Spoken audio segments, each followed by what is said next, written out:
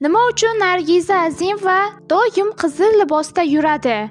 Muxlislarni qiziqtirgan savollarga javob berdi.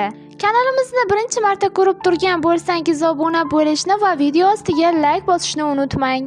O'zbegimning qiziman, hayron, sohib Qur'onim bor mani kabi qo'shiqlar muallifi, o'z uslubiga sodiq xonanda Nargiza Azimova Omon dasturi uchun intervyu berdi. U yosh ko'rinishining siri, o'g'lini turmush o'rtog'i deb o'ylashlari va boshqa rangli libos kiyishi mumkinligi haqida gapirdi. Tabiatim shunday, kelinim uydami yo'qmi qarab o'tirmayman. Hamma ishni qilib ketaveraman. Ayam sen o'zi shunday tug'ilgansan deydi. Qishloqqa borsam ham hamma yumushlarni bajarib ketaman.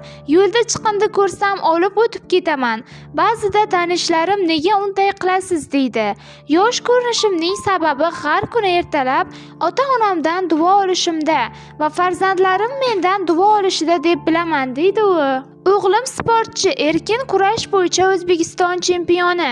Ko'cha-kuyda odamlar ko'rib, xo'jayiningizmi deb so'rashadi. Xo'jayinim juda rashk qiladi, ehtiyot bo'linglar deyman. Keyin bilib qolib, "Ye, o'g'lingiz ekan-a?" deb hayron bo'lishadi. 3 nafar nabiram bor. Bu yil katta nabiram maktabga chiqadi. Allohning menga nazari tushgan, shunday yosh ko'rinaman deb o'ylayman. Qudalarim bilan ham munosabatim yaxshi. Surxondaryoga borsam xursand bo'lib kutib olishadi.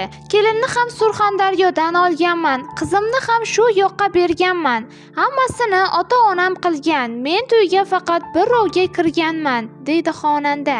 Onam Dilorom opa o'zbek, fors, tojik, ozar tilida juda chiroyli qo'shiqlar aytgan.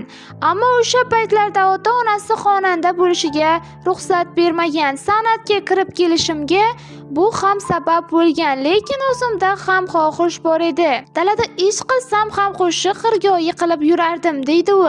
Onam mening armonlarim sening qo'shiqlaringda, deydi u. Nargiza Azimova doimo qizil rangdagi libos kiyib, shu rangdagi ro'mol o'rab yuradi. Bu uning o'zgarmas prinsipi. Muxlislar tomonidan kelgan qachondir boshqa rangli libos kiyishingiz ham mumkinmi degan savolga xonanda quyidagicha javob berdi. Hozircha unday rejam yo'q, ammo qachondir balki havorang libos kiyarman. Vaqt ko'rsatadi, hozircha bilmayman, deydi Nargiza Azimova. Agarda sizga mashhurlar hayoti qiziq bo'lsa, bizni kuzatishda davom eting. Obuna bo'lishni va video ostiga like tugmachasini bosib qo'yishni unutmang.